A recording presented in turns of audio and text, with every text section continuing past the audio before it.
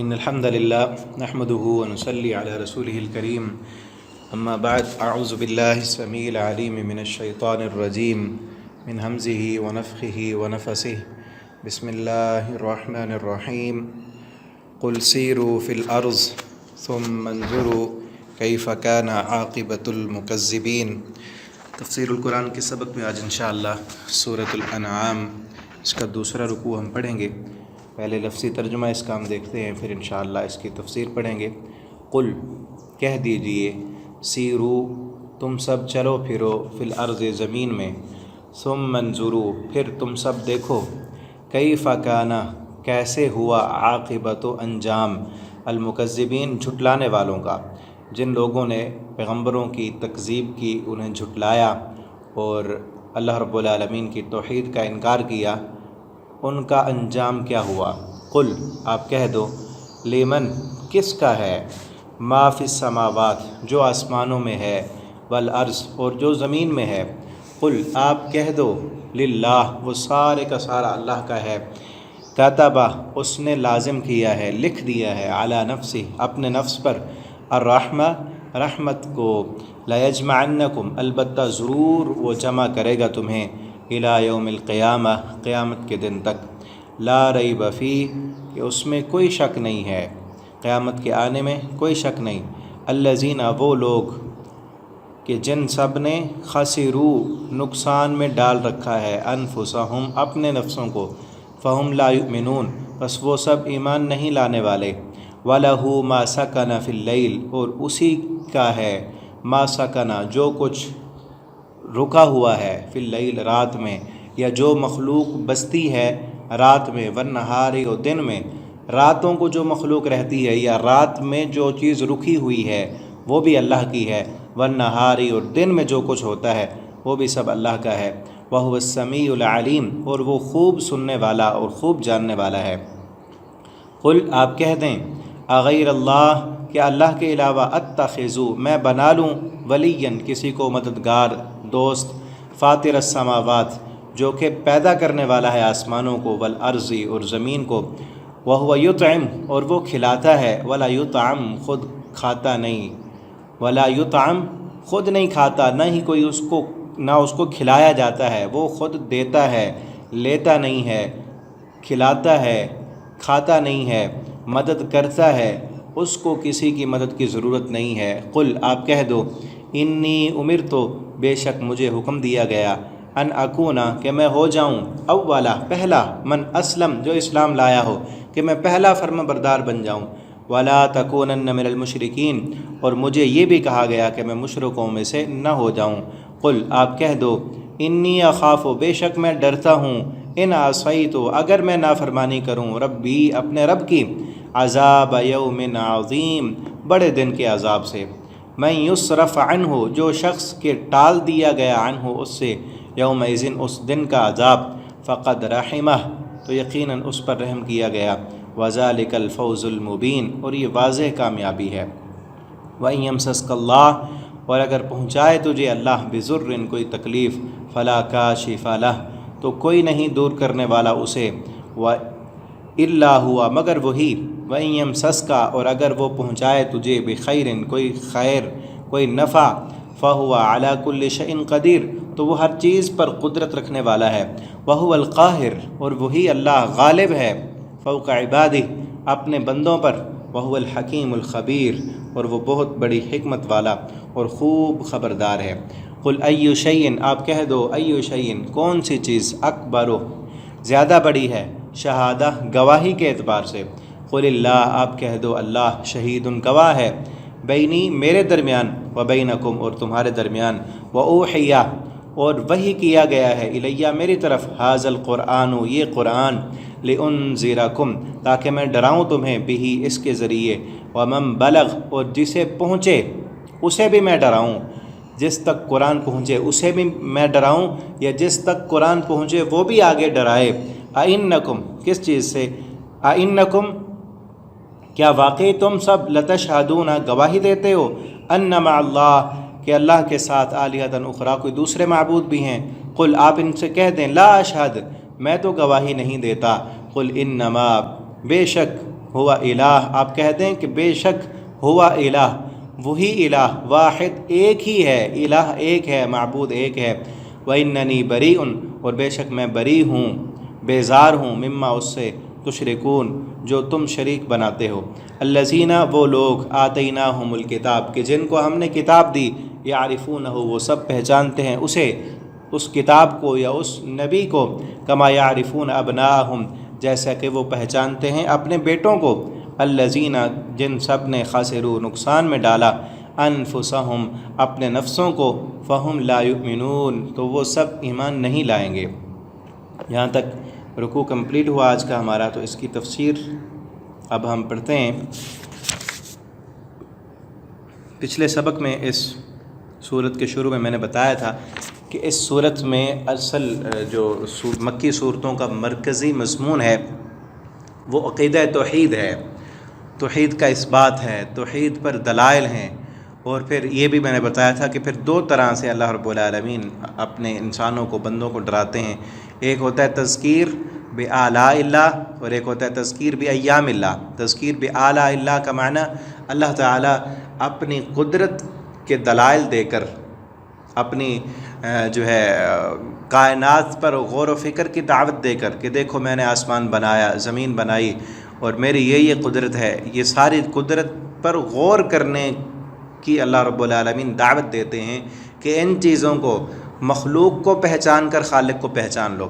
اور تذکیر بایام اللہ ہوتا ہے اللہ تعالیٰ سابقہ قوموں کی تباہی، ان کے واقعات وہ لوگوں کو بتاتے ہیں، لیکن اس صورت میں زیادہ تر جو ہے وہ تذکیر بآلاء اللہ کی طرف جو ہے وہ دعوت ہے، اور تھوڑا تھوڑا کہیں تذکیر بایام اللہ بھی ہے، وہ جو ہے ضمناً آیا ہے۔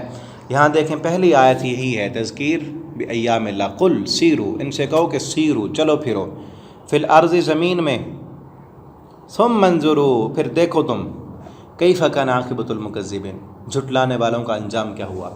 اگر تم نہیں مان رہے، یہ بھی میں نے بتایا تھا کہ یہ صورت مکی دور کے آخر میں نازل ہوئی ہے، کہ جب بار بار نبی کریم صلی اللہ علیہ وسلم ان کو بتا کر، سمجھا کر وہ نہیں سمجھ رہے تھے، نہیں ان کے دماغ میں یہ بات آتی تھی، یا پھر ہٹ دھرم بن چکے تھے، بلکہ یہی بات ہے یہاں پر تو آخر ہو چکی تھی نا، مکہ کا دور تقریباً جو ہے وہ 10-12 سال گزر چکے ہیں، وہ نہیں مان رہے ابھی بھی، تو اس وقت یہ کہا جا رہا ہے کہ اگر نہیں مانتے نا، اور پھر انداز خصوصاً اس رکوع میں ایسا ہے کہ جیسے ایک آپ سے بات کرنے والا، آپ کو پتہ ہو نا کہ وہ میرا جس کے ساتھ مقابلہ ہو رہا ہے، یہ مجھ سے جو بحث کر رہا ہے، وہ دل سے مان چکا ہے، دل سے یہ مانتا ہے کہ میں حق پر ہوں، میری بات ٹھیک ہے، لیکن خام خواہ کا بحث کر رہا ہے، یا پھر اپنے دنیاوی مقاصد کی خاطر وہ نہیں مان رہا۔ اگر اسے ماننا پڑ جائے تو پھر تو اسے دنیاوی طور پر نقصان ہوتا ہے، کوئی چیز چھوڑنی پڑتی ہے اسے۔ یہاں بھی انداز یہی ہے کہ مشرکین مکہ جو تھے وہ دل سے مان چکے تھے کہ رسول اللہ صلی اللہ علیہ وسلم اللہ کے سچے رسول ہیں، معبود ایک ہی ہے، یہ ہم نے جو بنائے ہوئے ہیں یہ باطل ہیں، یہ درست نہیں، اندر سے مان چکے تھے، لیکن انہیں پتہ تھا اگر ہم اسے تسلیم کر لیں تو پھر تو ہماری صدارتیں اور ہماری چودراہٹیں، ہمارا اس مکہ کے اندر جو ایک مقام ہے، ہمیں جو عہدے ملے ہوئے ہیں، وہ سب پھر چھوڑنے پڑ جائیں گے، اس لیے وہ نہیں مان رہے تھے۔ تو اللہ تعالیٰ فرماتے ہیں ان سے کہو پھر چلو گھومو پھرو، وہ لوگ جنہوں نے جھٹلایا حق کو، جنہوں نے اللہ کی توحید کا انکار کیا، رسولوں کی تکذیب کی، ان کا انجام کیا ہوا کہ تم خود تو دیکھتے ہو نا، جزیرۃ العرب، اسی میں ہی قوم عاد، قوم ثمود آباد تھیں، اور جب تم شام کی طرف سفر کرتے ہو وہاں راستے میں قوم مدین کے مسکن بھی ہیں اور قوم لوط کے شہر کے آثار بھی ہیں، یہ سب تم اپنی آنکھوں سے دیکھ چکے ہو، پھر بھی اپنے انجام سے جو ہے بے خبر ہو۔ ان کے انجام سے عبرت کیوں نہیں حاصل کرتے؟ قوم عاد، قوم ثمود یہ عرب میں ہی تھی، اور مکہ کے قریب ان کے مسکن تھے، ان کے کھنڈرات تھے، اور اب بھی موجود ہیں۔ اللہ فرماتے ہیں دیکھو گھومو پھرو، اور پھر جب شام جاتے ہو تو مدین، قوم شعیب اور قوم لوط کے شہر کے آثار، وہ ساری چیزیں موجود ہیں، دیکھ کر عبرت نہیں پکڑتے۔ کیف کان عاقبۃ المکذبین کل لمما، پھر اب آگے دیکھیں، تذکیر بآلاء اللہ، وہ وضاحت کے ساتھ سمجھائی جائے۔ قل، آپ ان سے کہیں، لمن کس کا ہے، ما فی السماوات، جو کچھ آسمانوں میں ہے، والارض، اور زمین میں، آسمانوں میں جو ہے وہ کس کا ہے، آسمان کس نے بنایا، آسمان کے اندر فرشتے ہیں، کتنا بڑا آسمان، آسمان میں ستارے نظر آتے ہیں، سیارے ہیں۔ اور اب تو اس جدید ترقی یافتہ دور میں سائنس نے کتنی ریسرچ کر لی ہے، یہ کتنے سیارے اور کتنے ستارے آسمان پر موجود ہیں، کتنے بڑے ہیں۔ ہمارا یہ جو سورج ہے زمین کے قریب، اس سورج سے کروڑوں گنا بڑے کئی سیارے، اربوں کھربوں سیارے ستارے اسی آسمان کے نیچے موجود ہیں، لیکن وہ زمین سے دور ہونے کی وجہ سے ہمیں نظر نہیں آتے۔ لمن، کس کے ہیں وہ؟ ان کا خالق کون ہے؟ ان کو بنانے والا کون ہے؟ کس نے ان کو مسخر کیا ہے؟ کون ہے جس کے حکم سے یہ سارے چل رہے ہیں؟ یہ ٹوٹتے نہیں ہیں، یہ آپس میں ٹکراتے نہیں ہیں، ایسے نہیں کہ ٹھہرے ہوئے ہیں، سارے چل رہے ہیں۔ سخر لکم، مسخر کر دی اللہ نے، وہ چل رہے ہیں، وہ گھوم رہے ہیں اپنے مدار کے گرد، وہ گردش کر رہے ہیں۔ والارض، اور زمین میں جو کچھ بھی ہے، زمین سے نباتات نکلتی ہیں، زمین میں مٹی ہے، زمین میں پانی ہے، زمین میں نمی ہے، زمین سے تمہارا اناج نکلتا ہے، پھل پھول پودے سبزیاں، یہ ساری چیزیں زمین سے نکلتی ہیں۔ کس کی ہیں یہ؟ زمین کی ملکیت کس کی ہے؟ قل اللہ، آپ کہہ دو کہ اللہ کی ہے۔ اگر یہ جواب نہ دیں، یہ ڈیٹھ بن جائیں اور نہ جواب دیں، ان کے دل سے تو مانتے ہیں کہ اللہ کا ہی ہے سب کچھ، یہ کہہ دیں کہ پھر آپ کہہ دیں قل اللہ، کہ وہ سب اللہ کا ہے۔ کتب علی نفسہ الرحمہ، اس نے اپنے ذات پر، اپنے نفس پر رحمت کو لکھ دیا ہے، لازم کر دیا ہے کہ اس نے رحمت کرنی ہے۔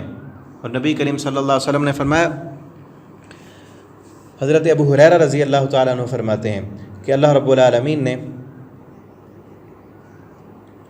ایک کتاب لکھی کہ جس میں ساری کائنات کے جو لوح محفوظ، جس میں ساری کائنات میں جو کچھ ہونا ہے وہ سب اللہ رب العالمین نے لکھ دیا ہے۔ اور پھر اس میں یہ لکھ دیا کہ سبقت رحمتی علی غضبی، او کما قال، کہ میری رحمت جو ہے وہ میرے غصے پر غالب ہے، دنیا میں میری رحمت میرے غصے پر غالب رہے گی۔ اسی لیے آپ دیکھیں نا پیچھے کیا کہا، کل لمن ما فی السماوات، آسمانوں میں جو کچھ ہے وہ کس کا ہے، زمین میں جو کچھ ہے وہ کس کا ہے، ساری کی ساری چیز، ساری مخلوق، ساری کائنات اللہ رب العالمین نے بنائی ہے اور اللہ کا کنٹرول چلتا ہے۔ لیکن پھر بھی دیکھیں کہ انسان اللہ کی زمین پر رہ کر، اللہ کی دی ہوئی نعمتیں استعمال کر کے اللہ کی نافرمانیاں اور اللہ کا انکار کرتے ہیں، لیکن پھر بھی اللہ رب العالمین کچھ نہیں کہتے۔ آپ ذرا تصور تو کریں کہ دنیا میں کسی کے گھر آپ جا کر رہ کر دیکھیں اور اس کی ایک بھی بات نہ مانیں، پھر دیکھیں کہ کیسے رہتے ہیں۔ یا کسی ایسے ادارے میں، کسی ایسی کمپنی میں جہاں آپ کام کرتے ہوں، جاب کرتے ہوں، وہاں آپ ان کی نہ مانیں، ایک بھی نہ مانیں ان کی، اور پھر آپ دیکھ لیں کہ کتنے دن رہتے ہیں آپ۔ یا کہیں مہمان جا کر آپ رہیں اور ان کے نہ مانیں، اپنی مرضیاں کریں۔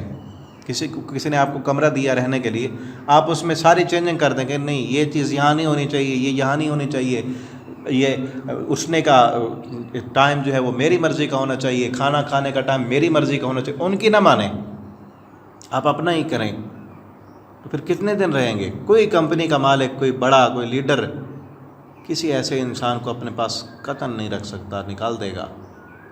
لیکن اللہ تعالیٰ کی کائنات میں ہم رہتے ہیں، ذرا سوچیں نا، تصور کریں، اللہ کی کائنات میں رہتے ہیں، اور پھر یہ دیکھیں یہ انسان تو انہوں نے ہمیں کیا دیا؟ بس تھوڑی دیر کا رہنا ہی دیا نا۔ یا کسی کے پاس اگر ہم جاب کرتے ہیں، مزدوری کرتے ہیں، کام کرتے ہیں، تو کیا ہوتا ہے وہاں؟ تھوڑی سی اس کا عوض وہ دے رہا ہوتا ہے نا، اور جسم میں جو صلاحیتیں ہیں وہ تو نہیں دی اس نے، کام کرنے کی طاقت تو اس نے نہیں دی، آنکھوں کی صلاحیت، دماغ کی صلاحیت، ذہنی صلاحیت، یہ تو اس نے نہیں دی، یہ تو اللہ کی دی ہوئی ہے۔ ہم یہ دیکھیں کہ ہمیں اللہ نے جو طاقت ہے، اللہ کی نافرمانی کی طاقت بھی اللہ نے دی ہے، اللہ نے امتحان میں رکھا ہے نا، تو صلاحیت دی ہے، ہمیں چوائس دی ہے کہ ہم نماز پڑھیں یا نہ پڑھیں، ہم سچ بولیں یا جھوٹ بولیں، ہم حلال کمائیں یا حرام کمائیں، اللہ نے چوائس دی ہے۔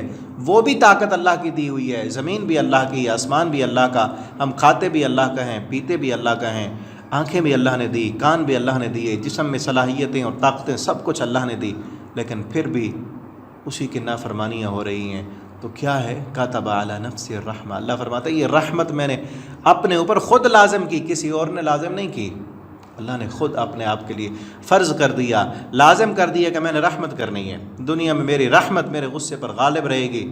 اسی کی رحمت کا نتیجہ ہے کہ اللہ تعالیٰ کسی کو پکڑتے نہیں، ورنہ اگر پکڑیں اللہ تعالیٰ، آگے ہم پڑھیں گے سورہ نحل میں غالباً اللہ تعالیٰ فرماتے ہیں کہ اگر ہم پکڑنا چاہیں لوگوں کو ان کے گناہوں پر فوراً سزا دینا چاہیں تو زمین پر کوئی بھی بندہ باقی نہ بچے، کوئی بھی مخلوق باقی نہ بچے، سب گناہ گار ہیں، اور ہر کے گناہ کی وجہ سے اگر اللہ تعالیٰ فوراً پکڑ کریں تو کوئی بھی زمین پر باقی نہ بچے، سب مارے جائیں۔ یہ اللہ کی رحمت ہے۔ اب یہ دیکھیں نا، مشرک، کافر، بے دین، سکھ اللہ کا انکار کرتے ہیں، اللہ پھر بھی انہیں رزق دیتا ہے۔ وہ کیا کہتے ہیں؟ اللہ ہے ہی نہیں، اللہ کو گالیاں دیتے ہیں صبح شام، اللہ تعالیٰ پھر بھی انہیں رزق عطا کرتے ہیں، اپنی نعمتیں اور رحمتیں عطا کرتے ہیں۔ ان کے جسم میں بھی اللہ کی نعمتیں ہیں، ان پر بھی اللہ کی نعمتوں کی فراوانیاں ہیں، ٹھیک ہے نا۔ تو اس لیے ہر وقت اللہ تعالیٰ سے جو ہے اللہ کی رحمت کا سوال کیا کریں۔ اللہ کی رحمت کے بغیر ایک لمحہ بھی ہمارا نہیں ہے۔ جو رسول اللہ صلی اللہ علیہ وسلم دعا کیا کرتے تھے، یا حی یا قیوم برحمتک استغیث اصلح لی شأنی کلہ فلا تکلنی الی نفسی طرفۃ عین۔ اس دعا کو یاد کریں، یا حی یا قیوم، اے زندہ، اے قائم رہنے والے، برحمتک استغیث، ہم تیری رحمت کے محتاج ہیں، تیری رحمت کے طلبگار ہیں، تجھ سے تیری رحمت کا سوال کرتے ہیں۔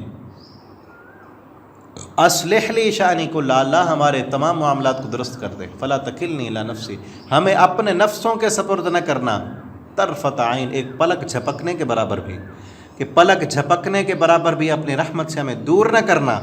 ایک لمحہ بھی اللہ تیری رحمت کے بغیر ہمارا نہیں ہے۔ اسی ایک لمحے میں موت آ گئی، ایک لمحہ اگر تیری رحمت سے دور ہوئے، ہم گناہ کر بیٹھے، نافرمانیاں کر بیٹھے، پکڑے گئے تو کیا بنے گا؟ اللہ اپنی دنیا میں بھی اللہ ہمیں اپنی رحمت دے، ہمارے گھروں میں، ہمارے کاروبار میں، ہمارے رشتہ داروں میں، ہماری اولاد میں اللہ اپنی رحمتیں اور برکتیں عطا کرے۔ یہ دعا کرتے رہا کریں، اور یہ اللہ کی رحمت ہی ہے کہ ہم زمین پر قائم ہیں، ورنہ ہم اکیلے بیٹھ کر کبھی اپنے گناہوں کا سوچیں، ٹھیک ہے نا، دوسروں کو چھوڑ دیں، ہم اپنے گناہ سوچیں کہ اللہ کا کھا کر اللہ کی دی ہوئی طاقت کو کہاں استعمال کر رہے ہیں؟ جسمانی طاقت، ذہنی صلاحیت، کانوں کی طاقت، آنکھیں کہاں استعمال کرتے ہیں سارا دن، کہاں استعمال کرتے ہیں؟ زبان کس لیے اللہ نے دی؟ اس کو کس کام میں استعمال کر رہے ہیں؟ اور پھر یہ بھی ساتھ یاد رکھیں، دوسرے مقام پر اللہ فرماتے ہیں یہ جو رحمت ہے نا میری، خالصتاً یوم القیامہ، قیامت کے دن مومنوں کے لیے خالص ہوگی، قیامت کے دن پھر نافرمانوں کے لیے رحمت نہیں ہوگی۔ دنیا میں سب کے لیے ہے، برابر ہے رحمت، کوئی اللہ کا باغی ہے، نافرمان ہے، اللہ کی رحمت اس پر بھی ہے، اللہ کا کرم اور اللہ کا فضل اس پر بھی ہے، اللہ نے اس کے گناہ بھی چھپائے ہیں، اللہ نے اپنی نعمتیں بھی عطا کی ہیں، لیکن یہ جو رحمت ہے قیامت کے دن خالصتاً للمؤمنین، قیامت کے دن خالص مومنوں کے لیے ہوگی، ایمان والوں کے لیے ہوگی، سچوں کے لیے ہوگی، نمازیوں کے لیے ہوگی، موحدین کے لیے ہوگی۔ قیامت کے دن پھر مشرکوں کے لیے، کافروں کے لیے، اللہ کے باغیوں کے لیے کوئی رحمت نہیں ہوگی۔ پھر جب رحمت نہیں ہوگی تو پکڑے جائیں گے اور جہنم میں ڈالے جائیں گے، ٹھیک ہے نا۔ اس لیے نیک بن جائیں، مومن اور اللہ کے فرما بردار بن جائیں، دنیا میں بھی رحمتیں ہوں گی، آخرت میں بھی رحمتیں ہوں گی۔ اور پھر یہ بھی دیکھیں، یہ مت سمجھیں لَيَجْمَعَنَّكُمْ، اس لیے فرمایا ہم ضرور جمع کریں گے تمہیں قیامت کے دن۔ کوئی بندہ یہ نہ سمجھ لے کہ اتنی رحمت ہے تو پھر جو مرضی کرتے رہیں، نہیں، قیامت کے دن بھی ہے۔ اور پھر یہ دیکھیں نا، ایک اور بھی نقطہ ہے یہاں پر کہ رحمت اور قیامت کو دونوں کو ساتھ ساتھ ذکر کیا ہے۔ قیامت تو بہت بڑا سخت ترین دن ہے نا، رحمت کا اور قیامت کا کیا تعلق ہے؟ اگر آپ غور کریں نا تو اللہ کی رحمت کا تقاضا یہ بھی ہے کہ قیامت کا دن ہونا چاہیے، کہ حساب و کتاب کا دن ہونا چاہیے، جزا اور سزا کا دن ہونا چاہیے۔ اللہ کی رحمت کا یہ بھی تقاضا ہے، انسان کی فطرت یہ تقاضا کرتی ہے کہ ایک جزا اور سزا کا دن ہو، کیونکہ دنیا دار العمل ہے، دار الجزا نہیں ہے۔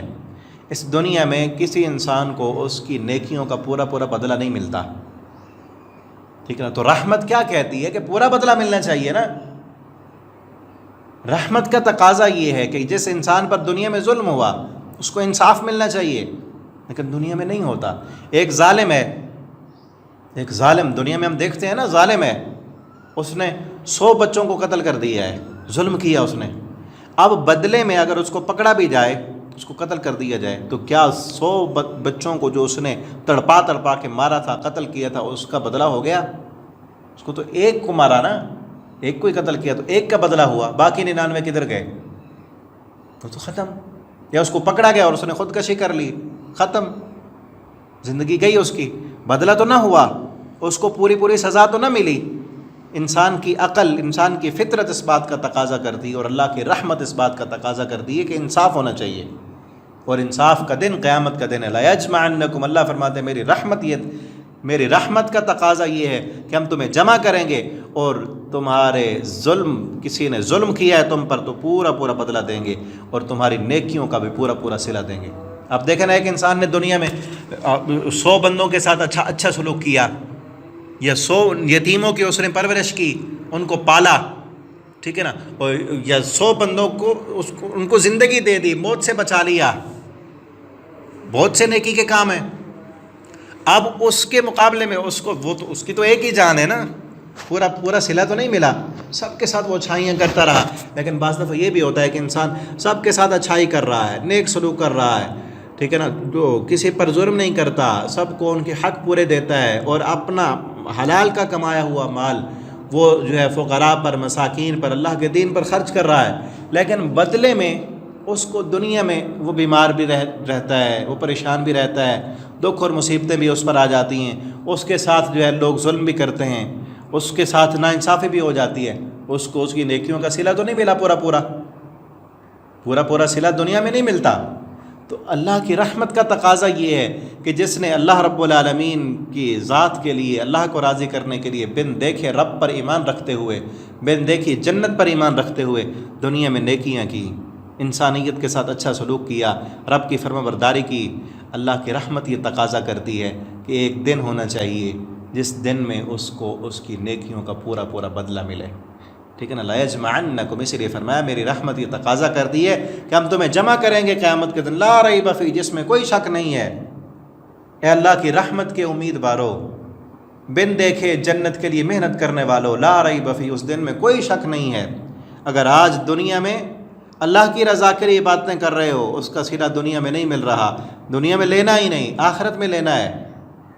اللہ کی رضا کے لیے اپنا مال اللہ کے راستے میں خرچ کر رہے ہو، دنیا میں صلہ نہیں لینا، جس دن صلہ ملنا ہے اللہ فرماتے ہیں لا ریب فی، اس دن کے آنے میں کوئی شک نہیں ہے، وہ دن ضرور آئے گا۔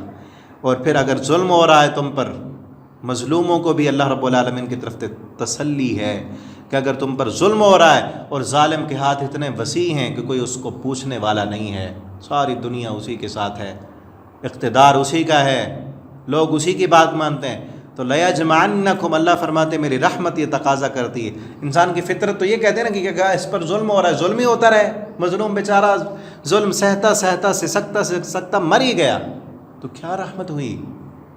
رحمت کا تقاضا یہ ہے کہ اس مظلوم کو بدلہ لے کر دیا جائے، اس کی آنکھوں کے سامنے ظالم کو کھڑا کیا جائے، تاکہ اسے پتہ چلے کہ یہ ظالم تھا اور پورا اس کو سزا ملی ہے۔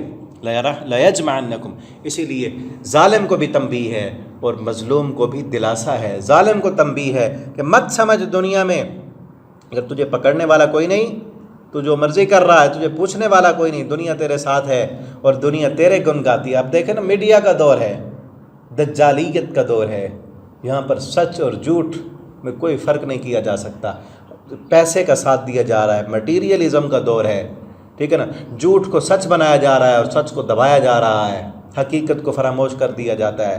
تو یہاں اگر کوئی انسان یہ سمجھتا ہے کہ ہر طرف جھوٹ ہی ہے، ظالم کا ہی ساتھ دینے والے ہیں، سچ ہے ہی نہیں، تو میں کدھر جاؤں؟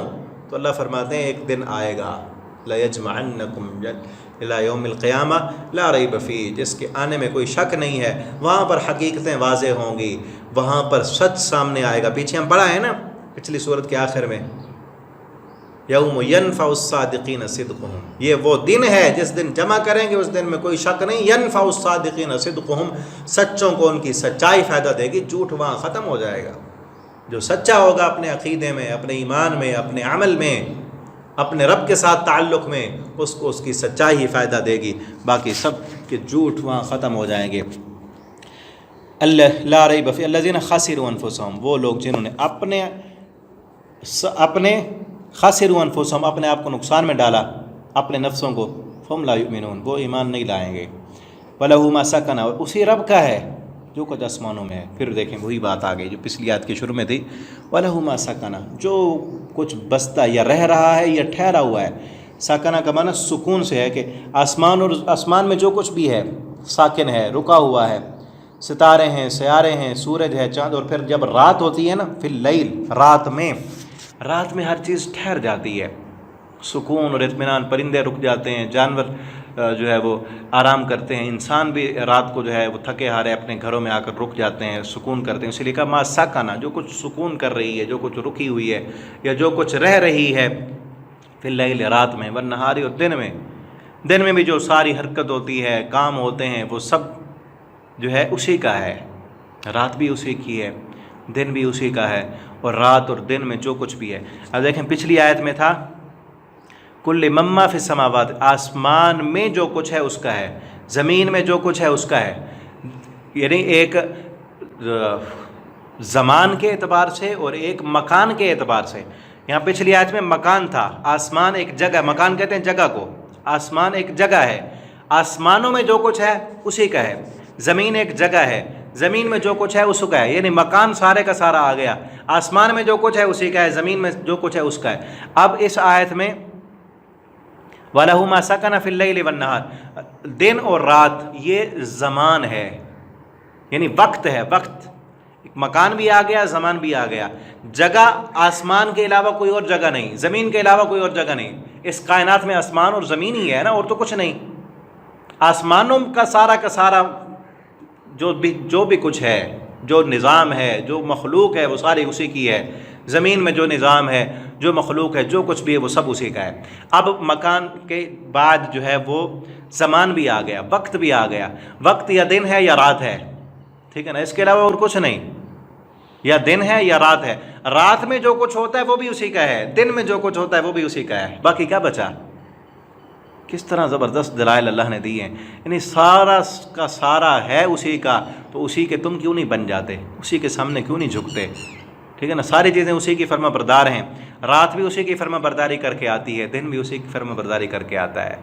आसमान में जो चीज़ें चल रही हैं वो भी उसी की फर्मा बरदारी करती हैं, फरिश्ते भी उसी की फर्मा बरदारी करते हैं, सूरज, चाँद, सितारे सब उसी के फर्मा बरदार हैं। ज़मीन भी उसी का हुक्म मानते हुए अपने अंदर से जो है वो नबातात निकालती है, अपने अंदर चीज़ों को जो है वो मुर्दा तुम दफन करते हो, चीज़ें मर जाती हैं, वो ज़मीन उनको खा जाती है और ख़त्म कर देती है। अल्लाह ताला दूसरी जगह फरमाते हैं क्या हमारे लिए अलम नजअल अर्ज़ किफ़ाता, क्या हमने ज़मीन को काफ़ी नहीं बनाया तुम्हारे लिए, अहया व अम्वाता, ज़िंदों के लिए भी, मुर्दों के लिए भी ज़मीन तुम्हारे लिए काफ़ी है। इस ज़मीन से तुम्हारे लिए खुराक निकलती है, और ये ज़मीन तुम्हारे मुर्दों के लिए भी काफ़ी है। अगर मुर्दे यहाँ पड़े रहें, ये ज़मीन उन्हें ख़त्म न करे, तो यहाँ बदबू फैल जाए ज़मीन पर, इंसानों का रहना मुश्किल हो जाए। वहुव अस्समीउल अलीम, वो सुनने वाला, जानने वाला है। कुल गैर अल्लाह, ये सारे दलाइल देकर कि आसमानों में जो कुछ है अल्लाह का है, ज़मीन में जो कुछ है अल्लाह का है, दिन और रात में जो कुछ है सब अल्लाह का है। क्या फिर भी इनसे कहो अगैर अल्लाह, कि अल्लाह को छोड़कर किसी और को मैं दोस्त बना लूँ, किसी और को मददगार बना लूँ? सारे का सारा जब अल्लाह का है तो मददगार भी वही है।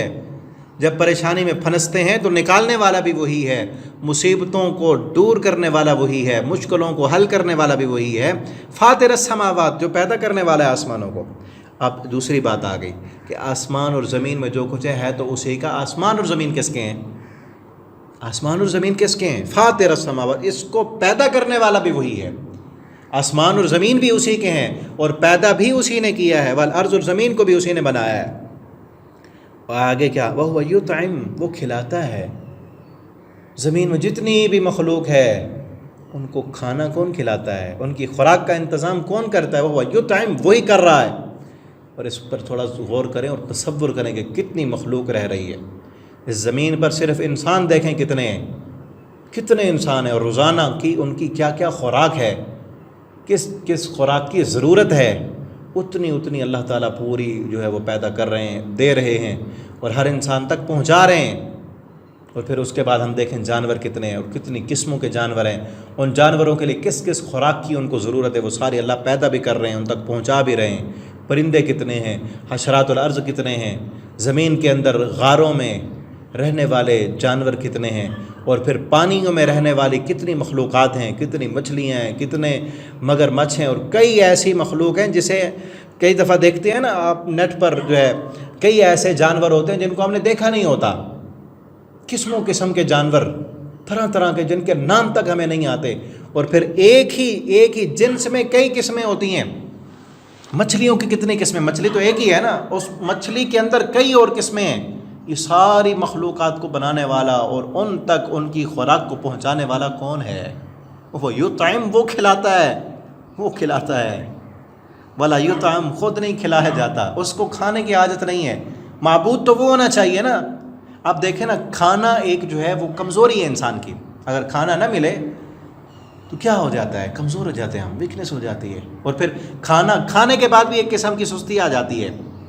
اگر لمبی دیر تک کھانا نہ کھائیں تو پھر کمزوری ہو جاتی ہے، ذہنی صلاحیتیں معدوم ہو جاتی ہیں، جسمانی صلاحیتیں کمزور ہو جاتی ہیں، انسان تھک جاتا ہے اور کسی کام کے کرنے کا دل نہیں کرتا، اور آہستہ آہستہ اگر لمبے عرصے تک پھر وہ کھانا نہ ملے تو بھوکھا پیاسا تڑپ تڑپ کے وہ مر جائے گا۔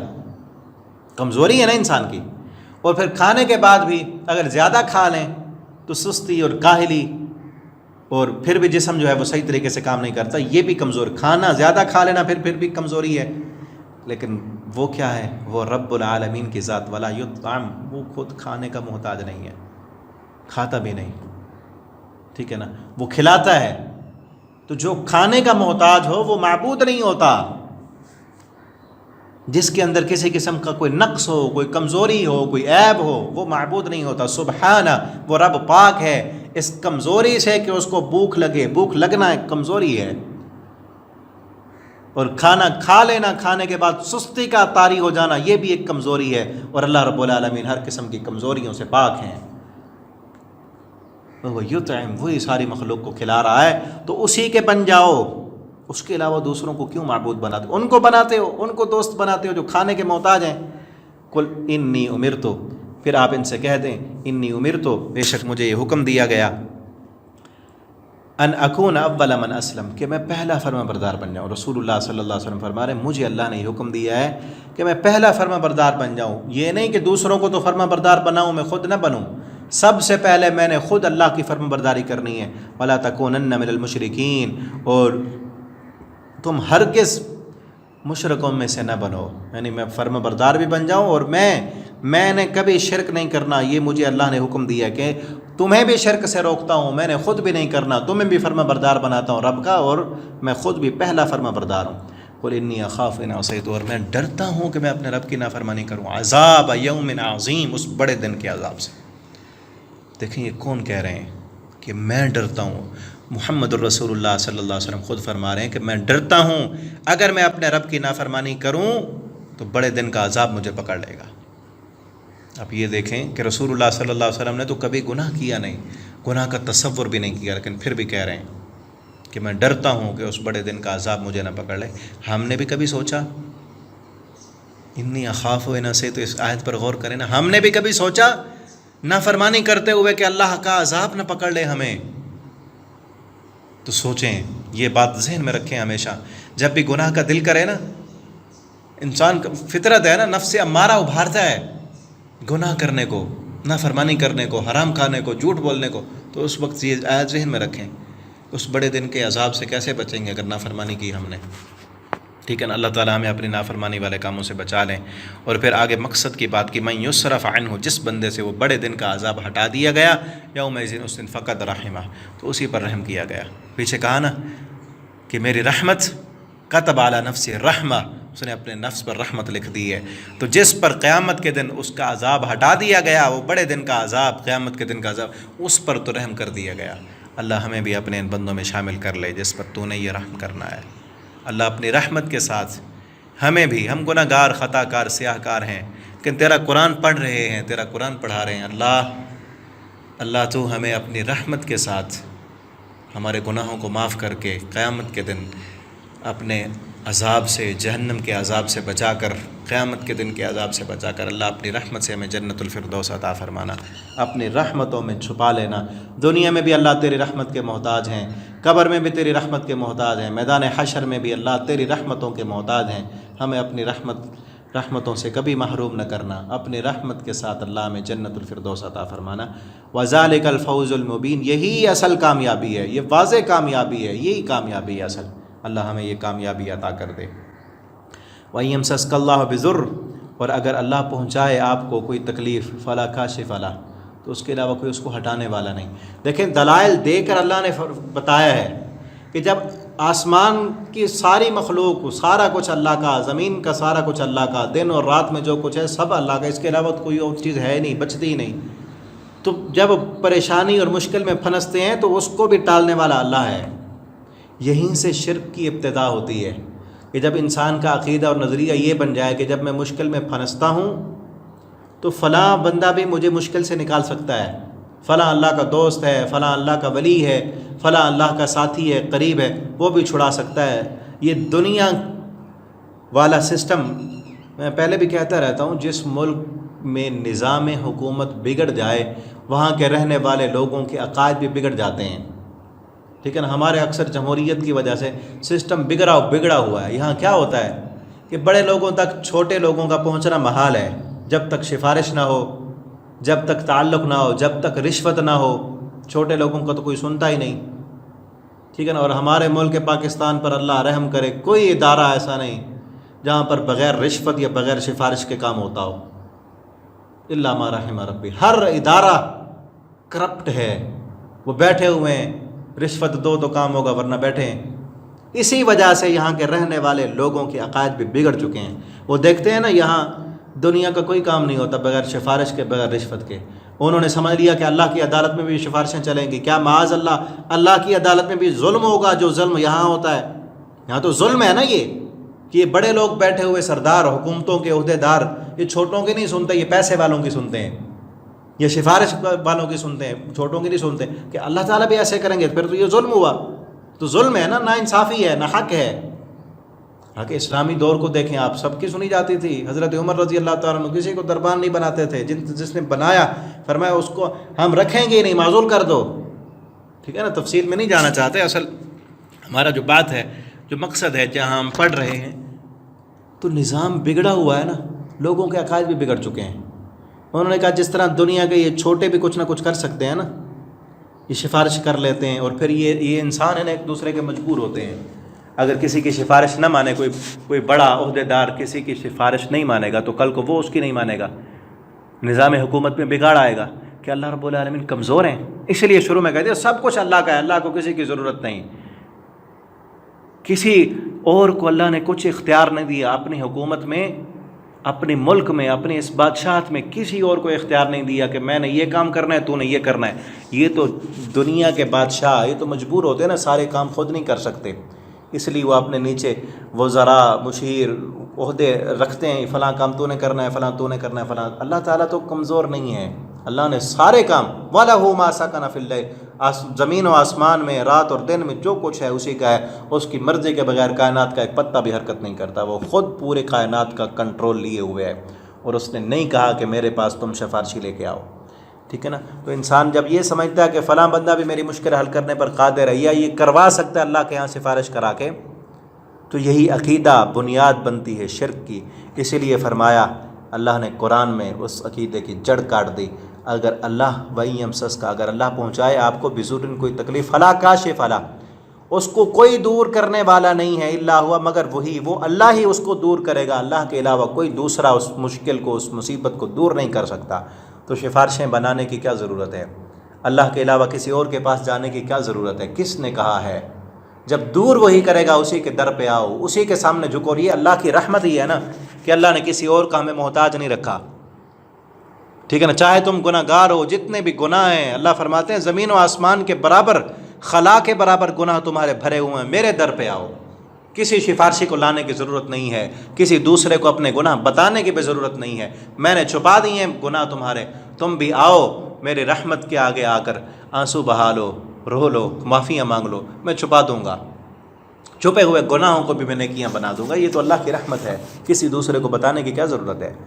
اور دوسری چیز وَإِن يَمْسَسْكَ بِخَيْرٍ، اور اگر اللہ خیر دینا چاہے، فَهُوَ عَلَىٰ كُلِّ شَيْءٍ قَدِيرٌ، وہ ہر چیز پر قادر ہے، اس کی دی ہوئی خیر کو کوئی روک نہیں سکتا۔ نبی کریم صلی اللہ علیہ وسلم کی مسنون دعا ہے، اس کو بھی یاد کریں اور پڑھیں۔ آپ صلی اللہ علیہ وسلم ہر نماز کے بعد یہ کہا کرتے تھے، اللہم لا مانع لما اعطیت، اللہ لا مانع لما اعطیت، کوئی روک نہیں سکتا جس کو تو دینا چاہے، اسے کوئی روک نہیں سکتا جس پر اپنا کرم کرنا چاہے، رحمتیں دینا چاہے، فضل دینا چاہے، دنیا کی کوئی طاقت مل کر اس فضل کو روک نہیں سکتی۔ ولا معطی لما منعت، اور اسے کوئی دے نہیں سکتا جس کو تو نہ دینا چاہے، جس کا تو روک لے اپنی رحمت، پوری کائنات مل کر اس کو کچھ دے نہیں سکتی۔ اگر ہمارا اس پر عقیدہ بن جائے کہ اللہ چاہے تو ہمیں ملے گا، اللہ نہ چاہے تو کچھ نہیں ہوتا، یہی عقیدہ نبی کریم صلی اللہ علیہ وسلم نے اپنے صحابہ کا بنایا تھا۔ آپ نے اپنے صحابی عبداللہ بن عباس کے کندھے پر ہاتھ رکھ کر کہا، یا غلام احفظ اللہ یحفظک، اے بچے یاد رکھ اللہ کے دین کی حفاظت کر، اللہ تمہاری حفاظت کرے گا۔ آگے فرمایا کہ جان لے، اپنے دل میں عقیدہ پختہ کر لے کہ پوری کائنات مل کر تجھے کوئی نقصان پہنچانا چاہے تیرا کچھ بھی نہیں کر سکتی، اگر اللہ تجھے نقصان نہیں پہنچانا چاہتا تجھے وہی نقصان ملے گا جو اللہ نے تیری قسمت میں لکھا ہے۔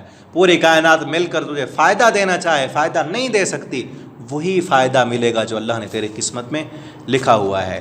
تو اسی لیے ہمارا بھی اس پر عقیدہ پختہ ہونا چاہیے۔ اللہ تعالی ہمیں اپنے عقیدے کو پختہ کرنے کی توفیق دے۔ وہ القاہر، وہ وہی غالب ہے، قاہر غالب، کنٹرولر ہے، پوری کائنات کو کنٹرول کرنے والا وہی ہے، پورا غلبہ ہے، پورا اختیار ہے، جس کو چاہے جہاں چاہے فوت کر لے، جس کو چاہے جہاں سے چاہے بچا لے، جس کو چاہے جہاں سے چاہے نعمتوں کی فراوانیاں دے دے، جس کو چاہے جہاں چاہے پھنسا دے، بادشاہوں کو چاہے تخت پہ چڑھا دے ہیں۔ وہ پل بھر میں کہتے ہیں نا، صبح کے تخت نشینوں کو میں نے شام کو قیدی بنتے دیکھا، پل بھر میں میں نے نصیبوں کو بدلتے دیکھا ہے۔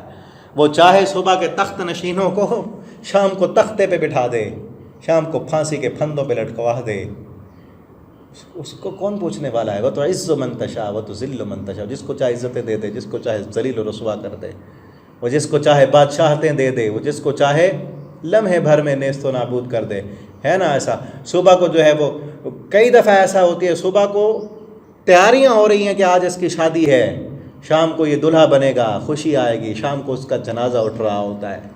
کون ہے جو تدبیریں کرنے والا ہے؟ کس کی چلتی ہے؟ کس کی چلتی ہے؟ لوگ کیا سوچ رہے ہوتے ہیں، ہم کیا پلان کر رہے ہوتے ہیں، اور رب کی تقدیر اور اللہ کے فیصلے کچھ اور کر رہے ہوتے ہیں۔ وَهُوَ الْقَاهِرُ، تو غلبہ اسی کا، ہمارے جسم پر بھی اپنا غلبہ نہیں ہے۔ کئی انسان صبح کو اٹھتے ہیں اور اپنے پلان کر رہے ہوتے ہیں، میں نے کیا کرنا ہے، میں نے فلاں جانا ہے، یہ کرنا ہے، وہ کرنا ہے، اور ہوتا وہی ہے جو رب چاہتا ہے۔ وَهُوَ الْقَاهِرُ، تو غلبہ اسی کا ہے، اور تھوڑا سا جو اس نے کنٹرول ہمیں دیا ہے نا، یہ اسی طرح جس طرح ایک جانور کو باندھ کر لمبی رسی چھوڑ دیتے ہیں کہ اس کی رسی جہاں تک جاتی ہے اس میں جو کرتا ہے کر لے، اس کی کیا مرضی ہے۔ ہمیں بھی اللہ نے تھوڑی سی ڈھیل دی ہے کہ اتنی عمر ہے، اتنی صلاحیتیں ہیں، اتنی جسمانی قوتیں، ذہنی صلاحیتیں، اور اتنا پیسہ، اتنا سب کچھ، اس میں جو کچھ کرتے ہو کر لو، اور اس میں بھی اگر اللہ کی فرما برداری کرو گے تو کامیاب ہو جاؤ گے، اگر نافرمانی کرو گے، اس صلاحیت، اس امتحان میں ناکام ہو جاؤ گے، پھر ختم۔ غلبہ تو پھر بھی اسی کا ہے، ہر بندہ اپنی مرضی کے ساتھ تو کچھ نہیں کر سکتا نا۔ ہر انسان چاہے کہ میں بادشاہ بن رہا ہوں، نہیں بن سکتا، پوری دنیا خرید لوں، کوئی نہیں خرید سکتا۔ تو غالب وہی ہے، ماننا پڑے گا۔ وہ القاہر، ہمارے جسموں پر بھی غالب ہے، ہماری صلاحیت اسی کی دی ہوئی صلاحیت، جس کو چاہے جہاں چاہے اس کی صلاحیت چھین لے، دیکھنے کی قوت چھین لے کسی سے، سننے کی قوت چھین لے، چلنے کی طاقت چھین لے، یا کھانے کی صلاحیتیں، کئی انسان نعمتوں کی فراوانی ہے لیکن کھا نہیں سکتے، صلاحیت چھین لی اللہ نے۔ کھا سکتے ہیں، مجبور ہیں، ڈاکٹروں نے منع کیا ہے۔ قاہر، غلبہ کس کا ہے؟ فوق عبادی، اپنے بندوں پر وہی غالب ہے۔ تو اس غالب کے سامنے اپنے آپ کو مغلوب کر دیں، جتنی اس نے صلاحیتیں دی ہیں اس کو بھی اسی کے تابع کر دیں۔ وہ الحکیم، بڑی حکمت والا، اس کا جو غلبہ ہے نا وہ حکمت کے ساتھ چلتا ہے۔ دنیا کے اندر کوئی غالب ہو، کسی کے پاس غلبہ ہو، وہ پھر حکمت بھول جاتا ہے، وہ پھر ظلم کرتا ہے۔ اللہ رب العالمین کے فیصلے ظلم پر مبنی نہیں، حکمت پر مبنی ہے، اور خوب خبردار ہے اللہ۔ قل ای شیء، آپ ان سے پوچھیں کون سی گواہی بڑی ہے؟ سب سے بڑی گواہی، اکبر شہادہ، گواہیوں میں سے بڑی گواہی کس کی ہے؟ قل اللہ، اگر یہ نہ بتائیں تو آپ کہیں اللہ گواہ ہے میرے درمیان اور تمہارے درمیان۔ اگر تم نہیں مانتے کہ میں اللہ کا رسول ہوں تو اللہ اس پر گواہ ہے۔ سب سے بڑی گواہی اللہ کی گواہی ہے۔ اور ہم دنیا میں بھی ایسے کرتے ہیں، کوئی انسان نہیں اعتبار کر رہا ہمارا، تو ہم کہتے ہیں تو پھر آخری بات کیا ہے کہ اللہ گواہ ہے۔ آپ نہیں مان رہے تو اللہ گواہ اس پر۔ اللہ کے انسانوں، ہمیں بنانے والے اللہ رب العالمین ہے، ہمیں ہم سے زیادہ ہمارا رب جانتا ہے۔ تو اللہ سے بڑی گواہی پھر کس کی ہو سکتی ہے؟ اسی نے وحی کی یہ قرآن مجھ پر تاکہ میں ڈراؤں تمہیں، ومن بلغ، اور جس تک یہ قرآن پہنچے وہ بھی آگے ڈرائے، یا جس تک یہ قرآن پہنچے اس کو بھی میں ڈراؤں، یعنی ہم تک قرآن پہنچا، ہمیں بھی ایسے سمجھے کہ رسول اللہ صلی اللہ علیہ وسلم نے ہمیں ڈرا دیا، بتا دیا، سمجھا دیا کہ یہ ایمان ہے، یہ شرک ہے، یہ کفر ہے، یہ دین ہے، یہ بے دینی ہے، یہ کام کرو گے تو جنت میں جاؤ گے، یہ کام کرو گے تو جہنم مقدر بنے گی۔ تو اللہ کے رسول نے ہمیں بھی ڈرا دیا، ومن بلغ، جس تک یہ قرآن پہنچے، اور پھر یہ بھی جس تک یہ قرآن پہنچے وہ بھی آگے ڈرائے۔ ہمارا بھی حق بنتا ہے ہم دوسروں تک اللہ کا پیغام پہنچائیں۔ آپ یہ جو سبق پڑھتے ہیں آپ انہیں دوسروں تک بھی پہنچائیں اور بتاتے رہیں، آگے پہنچاتے رہیں، دوسروں تک بھی اس پیغام کو پہنچائیں، یہ بھی ہماری ذمہ داری ہے۔ ومن بلغ اَإِنَّكُمْ لَتَشْهَدُونَ أَنَّ مَعَ اللَّهِ، کہ کیا تم واقعی یہ سب گواہی دیتے ہو کہ اللہ کے علاوہ آلہۃ اخرى، دوسرے بھی الہ ہیں؟ قل لا اشہد، اگر یہ نہ بتائیں تو آپ کہہ دیں لا اشہد، میں تو گواہی نہیں دیتا۔ قل انما هو الہ واحد، آپ کہہ دیں کہ وہ الہ ایک ہی الہ ہے۔